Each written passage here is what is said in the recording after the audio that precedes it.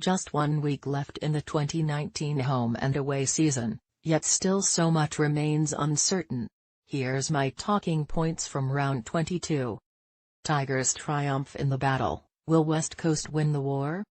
Good luck to you picking a match of the round this weekend.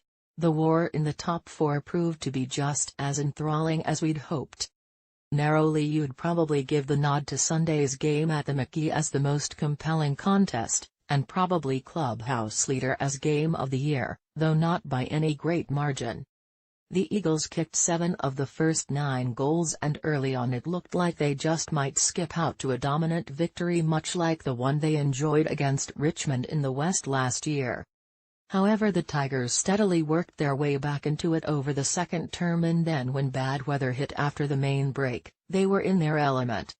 It was tight, but in the end the Tigers triumphed, and they deserved to, leading for most of the last quarter despite West Coast's repeated attempts to drag themselves back in front. Quite possibly a grand final preview, and if it is, I'm not sure this result tells us a whole lot about how that game might play out, other than that it'll probably be bloody good. I felt before the game that the Eagles would do away comfortably with the Tigers this week. They've got a game plan almost perfectly calibrated to counter Richmond's desperate team defense, and that showed in the first term. Can you count on that to happen in September though? And can you guarantee that skies will remain clear, that Eagles will be blessed with good flight conditions? I wouldn't bet on it. Of course, what may well make this a moot point is that the results of this week mean neither side is likely to get a home qualifying final. The Tigers will be closely watching Collingwood and Essendon on Friday night. If the Pies win, then Richmond must defeat Brisbane later that weekend to stay in the top 4.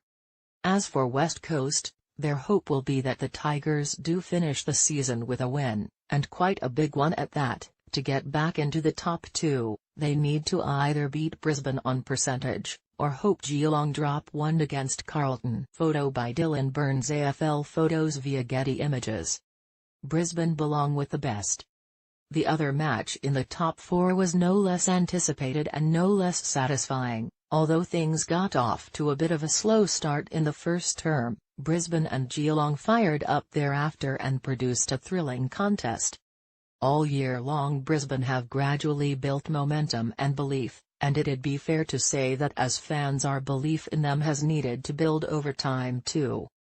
They've been in the discussion as a potential flag contender for a little while now, but perhaps what we all really needed was to see them finally come up against another top 4 team, for only the second time this season. They didn't even need to get the win, just compete, show that they belong in that contest,